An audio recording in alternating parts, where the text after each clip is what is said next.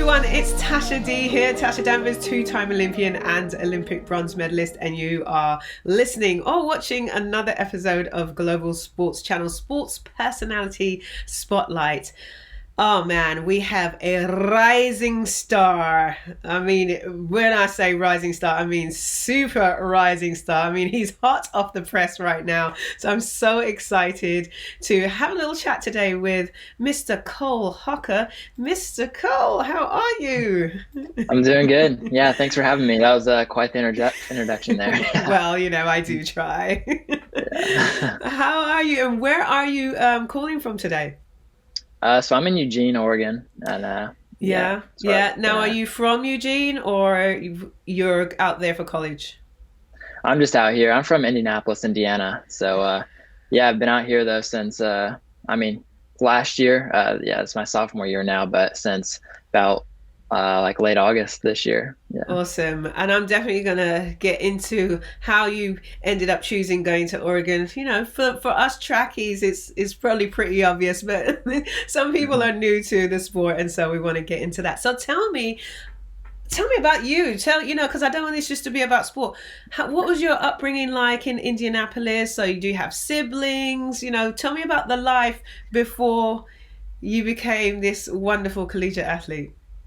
Yeah, so I grew up in Indianapolis, Indiana, my whole life. I have a older brother who's just graduated from Fordham University, and yeah, I was sort of like in the suburbs of Indianapolis, not from the city or anything, and then went Right. to a Cathedral High School, um, little Catholic school there. But yeah, then Ryun started working out, and yeah, one thing led to Right. another. Is he into sports as well? He ran in like middle school, but he didn't run in high school. Yeah, Right. yeah, he's more of the brains of the family. That's right. I got the looks, you got the brains. I don't know if I got the looks. Yeah. So you are coming along now, but where did it all start? How did you get into running? Were you part of a club? How did you discover, because you are phenomenally talented, so how did you ever figure, and when did you start to figure out, what, like we do when we're young, we're like, okay, I kind of like this, and then suddenly it turns into like a thing.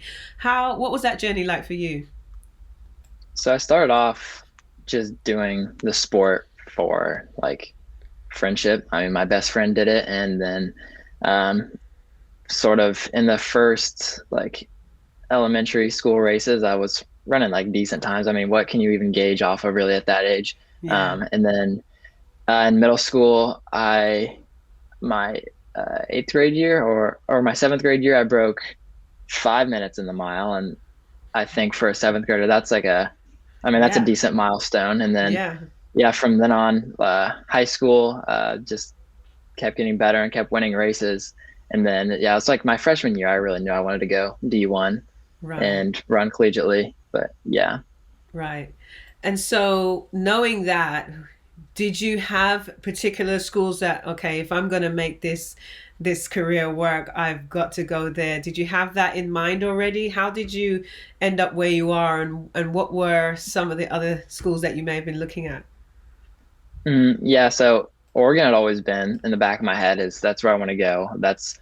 There's so much distance history and just track history here in general. I mean, it's called Tracktown USA for a reason. Yeah. And so that was always in the back of my mind. And then I was sort of looking at these other distance powerhouses like Northern Arizona and Colorado and in Indiana, just if I were to stay home. And just sort of throughout the process, I mean, there's a lot of factors that go into it, but it was just really the track team, like the orientation of how it's done. There's a full track team, and a lot of all these other distance schools can't necessarily provide that. And that really is what drew me into Oregon. Right. And for people that don't really understand that, what does that mean? Like the orientation, what was the actual process that made you say, okay, this, what was going on for those who don't really understand what that process looks like?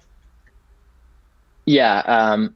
Well, for the full like track team, sort of what I was talking about is there's schools with really good distance teams, but at the national level, you need more than a distance team really to Yeah. compete nationally. And just like this year is a perfect example of that. We had all of our distance guys were, I mean, hitting on all cylinders.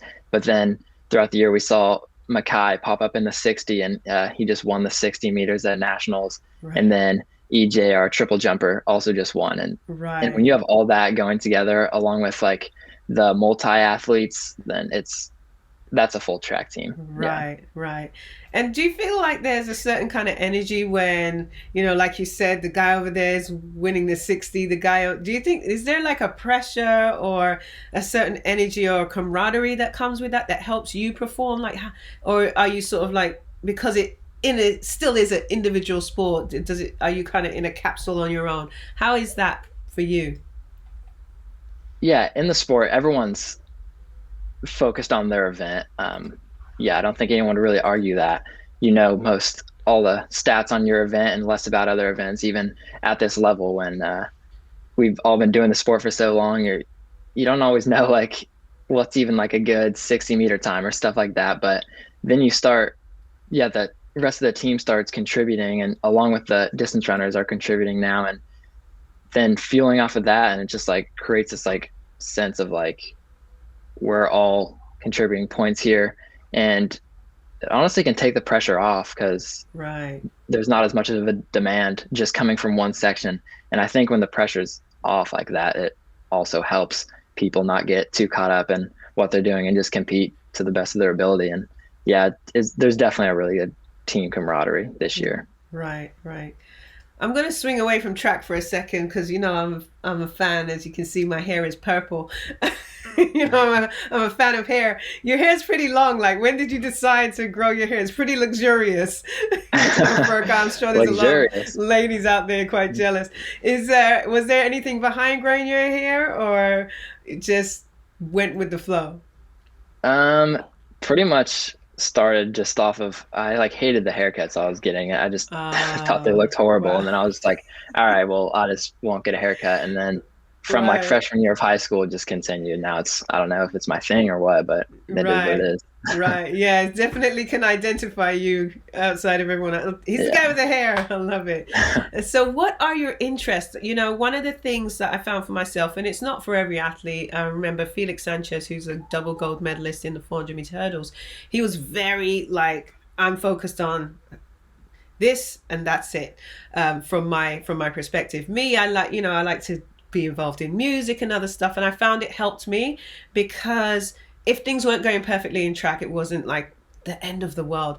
What do you have for you in that sense, or are you solely focused on track? Does that help you progress forward, or do you have other interests outside of sport that kind of keep you balanced? Yeah, I think that's a good question for all athletes, especially when it gets to the collegiate level and sort of are you only caring about your sport? Right. And if you're to get an injury or something like that, then it can really like could derail like sort of how you see yourself and Yeah. your Yeah. life, honestly, if you're just so caught up in the sport. But for me, I've just sort of like music has always kind of been a thing I've been into. Nice. Um, yeah, just I'm not really anything special. I just like taught Right. myself piano just from like Wow. YouTube videos and stuff, and then Wow. recently guitar, sort of in my latest one. So yeah, just doing stuff like that, and I'd say music is sort of what I can rely So, on. so you taught yourself guitar and piano, Yeah, and is that a guitar I see behind you right now? yeah, that is, yeah. Come on, Cole. Come on, you gotta play me something. I Oh gotta. God. Even Oh, Twinkle Twinkle Little Star. Come on, okay. you got you Okay. got a little I something. can play. I love Yeah. it. This will be a global sports channel first. This is our first musician. I love it. Let's hear a little song. See, because I want people to know how well rounded our athletes are. Let's hear it. Yeah. All right. So could be a little nervous, but That's I'll give it okay. my It's best only shot. me. Yeah. It's Yeah. only me. Yeah. Here, let's see if I can. Here we go.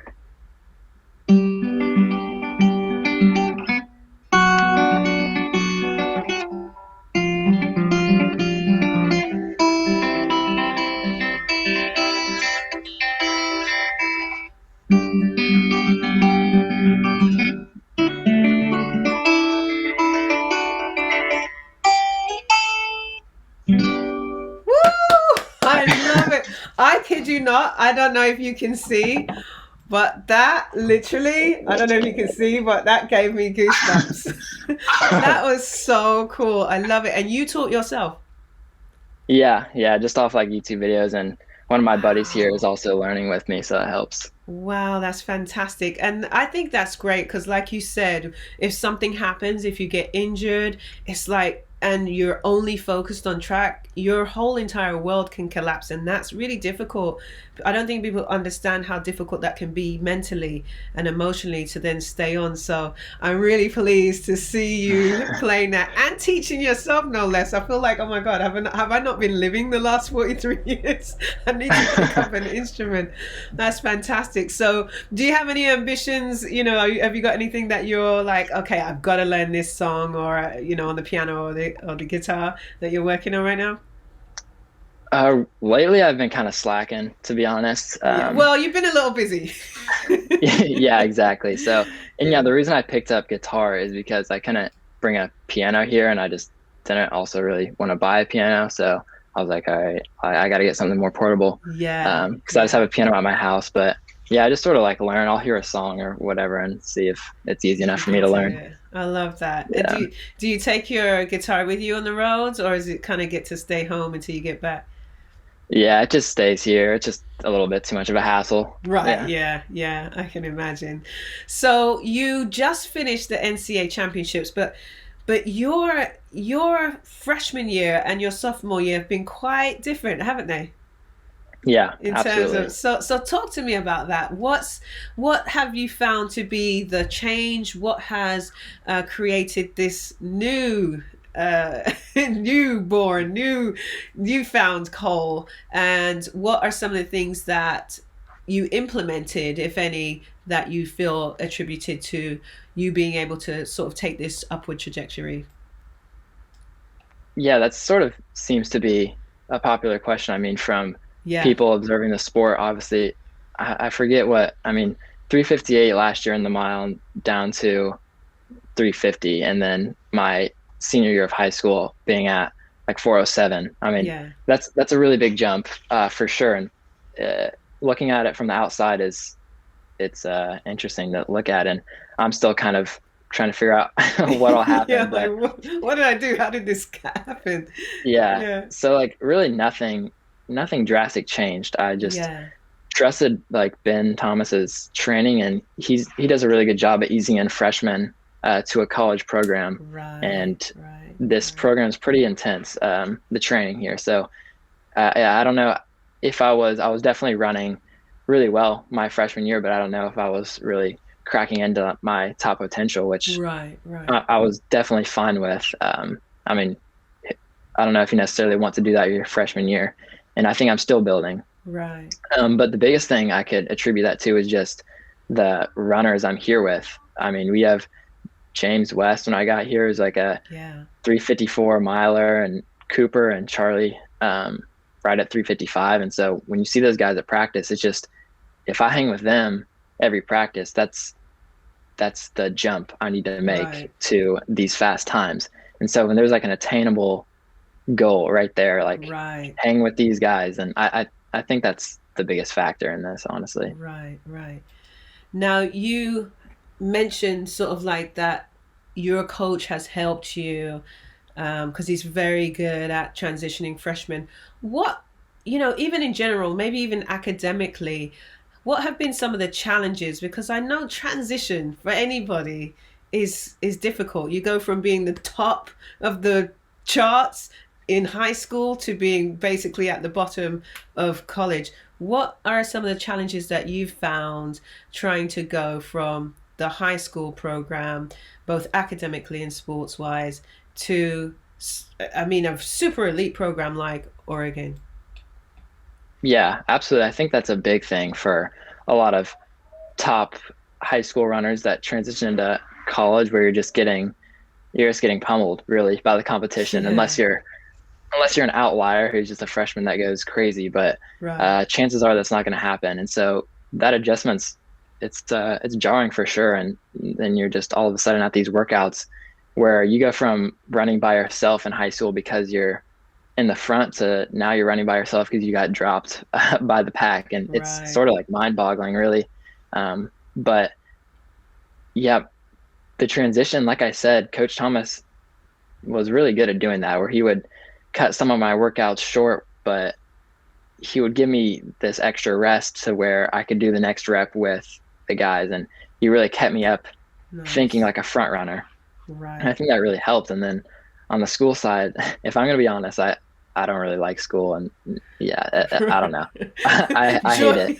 join, join the club. You and a million other athletes, let me tell you. It's like, oh my God, if I Yeah, didn't have to be here.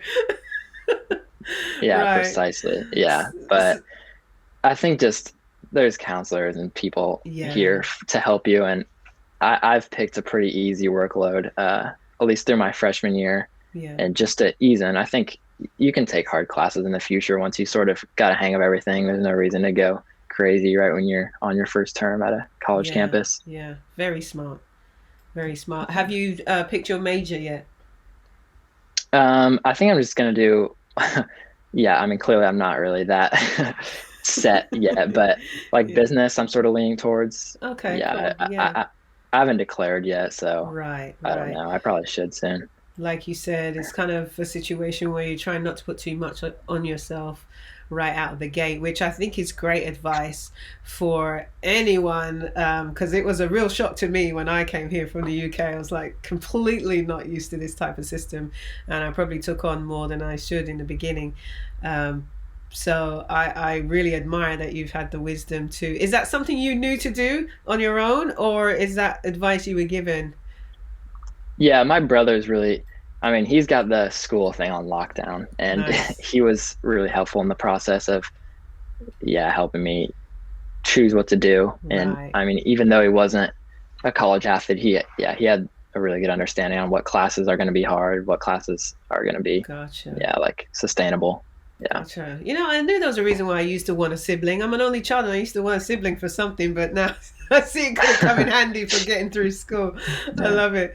So, one of the things that you mentioned in one of your interviews is that because of everything that's happened with COVID, that you have actually had to do more track stuff. If I'm not mistaken, you had to do more track workouts, and you think that's helped you. How has that been a benefit to your current success? Yeah, I was just actually talking about this with Josh Kerr and David Ribich on their podcast, and because they're both professional runners, and we were talking about how what we've done this past fall into winter is like a professional training block because we didn't have a cross country season and we were doing track work all throughout the fall. And Right. yeah, I enjoyed doing it. And I think it just helped us get ready for that indoor season because we already had all these track workouts under our belt, and it just made a smoother transition. Right. Yeah. Do you think that's something that you would keep in the program, or are you going to go back to cross country? And do you think that if you do, that would affect what you've been able to accomplish and how that will pan out going forward? How will your program go on moving forward with this new information, basically? Yeah, we'll definitely go back to cross country because the only reason that happened this year is because our cross country season got canceled. So, Right. and we just have this new Hayward Field facility, and we're like, well, let's use it because we haven't had a track for over 2 years. So, yeah, we're just excited to get in there. But yeah, Right. this coming fall, we'll definitely do a cross country season, and we'll be back to how it is. And although it did help a smoother transition, I don't think we're gonna struggle really coming into indoor next year. Right. Another thing that has really had a huge effect on sports is audience.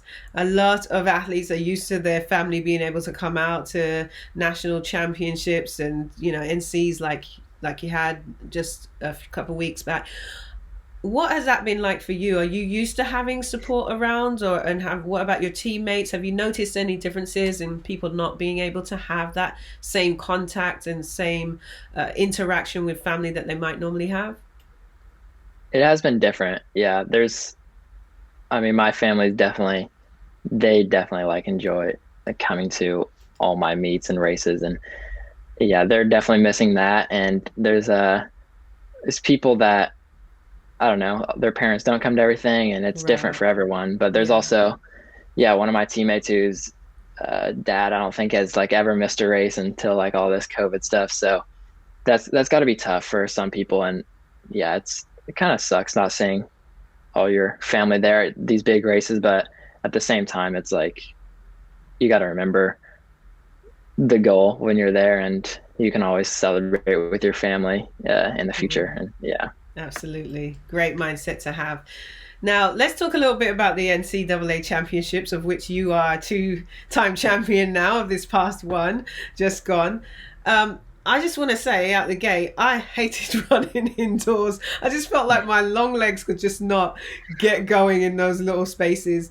You run a race that kind of, you're going around several times because the track is only 200 meters for those who don't know. How is that strategically? Because there's a lot of jockeying that happens with positioning yourself correctly, and there's not a lot of time to get into the position you might normally do with an outdoor race. What's the strategy, and how difficult is it to use the same kind of strategy you would use outdoors when you're running indoors? Yeah, there's definitely different strategies and stuff you have to take into consideration when you're doing double the amount of laps. And yeah, just I think I was really happy with the way I ran these races this past weekend. Of course, I was happy with to come away with the win, but also just in the fashion I did it. I think running from the front, it not only got me out of traffic, but it just made it an honest race, and really just there is other ways to do it besides running from the front indoors, but that's definitely one way to get out of traffic and not have to worry Yeah. about it. But you just really have to trust in your ability if you do that style. And there's a lot of other strategies indoor, but it's definitely different. And one thing I actually like about indoor a little bit more is just that you get a 200 split every. I mean, yeah, you Right. get every 200 split, opposed Right. to like sometimes you can get it 400. outdoor, but it's a little Yeah. bit harder. Yeah, but I kind of like that aspect. Yeah. So were you paying attention to that a lot during your race, like where you were at, and did you feel like you were where you expected to be, or were you ahead? How did that kind of help with your process? Yeah, the mile prelim was the most I was worried about Right. time. I mean, the time didn't matter, but I just wanted to know what pace I was going in Gotcha. order to do what I wanted to do with the field. And yeah, and then championship racing, everyone says time doesn't matter, and that's definitely true. And yeah, it is nice to know what pace I'm going, but yeah, at the end of the day, it's just whoever gets to the finish fastest. So Yeah, you yeah. got that right. And in that 3K, you definitely got to the finish fastest because you weren't in the lead coming off that final turn, and then you just had this burst. Is that something you've been working on, that final kick, or you just felt like, listen, I got more left, I'm going for it? Yeah, we've been working on speed. I mean, our training is really speed oriented, and I mean, we have a lot of aerobic work as well, but Right. I think Coach Thomas does a really good job at giving us that final kick, that punch you need to Yeah. yeah, get the job done. And it was at the end of that 3K where I was doubling back from the mile an hour before, and so throughout the race I was just kind of gauging how are my legs feeling, how's all this, and then with like 600 to go, you sort of stop thinking about all that, and I was just in contention. I was top three, and then with 200 to go, I was like, okay, I'm at this point, I'm right here. It would take everything against me not to go for that. So Right, yeah, right, right. That's awesome. Now, one of the major things I think I see so much difference in is between like sprinters and distance runners. Like the sprinters are jumping up and down, wild, and doing all kind of stuff. The distance runners are just nice and chill. What's your mental approach to an event like the NCAA's, where going into it, there's some question marks on like, okay, am I going to be on the right pace? Like you said, at 200, how am I going to manage all these rounds between the mile and the 3K? And then how am I going to manage, okay, once I've gotten off this high from doing so well in the mile, how am I going to like settle back down so I can do well in the 3K? What has been your mental approach? Are you sort of, there are some people who work from, I'm second best, I have to be best, and there's some people who work like I can win anything. That's the way they approach it mentally, and they work on that all the way up to NCs. What's your whole program or mindset towards a championship like NCs? So yeah, there's a good quote. I'm gonna butcher it. I forget exactly what it is and who said it, but something along the lines of like erase doubt with hard work. And that's something I always remember and remind myself of on not only the workout days. I'm like, on the workout days, I'm telling myself, go hard today. So then on championship day, you don't have to worry about Right. not training hard enough, building up to this. And then on championship day, I'm thinking about that workout. And I'm Yeah. like, that day, luckily I went hard this past month because Yeah. now I don't have to worry about anything. And I just know my training's there. And when I'm on the line, I'm just thinking about just winning. And that's the only thing. And I think no matter what race it is, if I'm entered into the race, then I'm confident that I'm the best on the line, regardless if it's true. But yeah, and then after coming back from a mile win into the 3K, I'd never done anything like that, first of all. And I guess outside of like high school, I've done doubles like that at a state championship race, but this is a whole nother ball game. Yeah. And yeah, it was sort of just like another chance to do something great. And that's how I was looking at it. I was like, I already have a national title. So really I can only make my day better from here. Yeah. Yeah. And it really took the pressure off, which I think can help you a lot at a national race. But yeah, Yes. that first race actually took a lot of the stress off me. Right. I love that. I love that because it can be overwhelming for a lot of people to sort of manage doing several events, and especially like you said, if you've never done it before, okay, where am I at? But having that attitude of let's put the work in, because there's nothing worse for all of you people out there listening and watching. There's nothing worse than getting to the line and thinking, "Oh my God, I wish I would have." Once you put that work in, you can just go confidently, like you said, and not worry about anything. So, what are your ambitions now? I mean, the collegiate season for indoors is pretty much wrapped up now. What's the plan for the rest of the year? Are you looking at US nationals? Are you looking at Olympics? Are you just concentrating on NCs for college? Where's your mind at with your career for 2021? Yeah, so this is an exciting year, obviously. It's a Olympic year, and then of course we have NCAAs coming this spring with the strongest, one of the strongest teams here at Oregon in a while. And so all that's super exciting. And I'm just taking it really one race at a time. And definitely we have the firepower on our team with just our guys and probably the help of hopefully some, I don't know, professional athletes or whatever. I think we're setting up races to go after some Olympic trial standards and Olympic A standards. And I think, yeah, there's a lot of guys on our team who are eyeing that. And if we're all working towards that, I think that's the best environment any Right. athlete who wants to do that can be in. But yeah, like I said, just one race at a time and Yeah. definitely focusing on NCAAs before any of that. So yeah, just want to get some fast times in for sure and then focus on the team.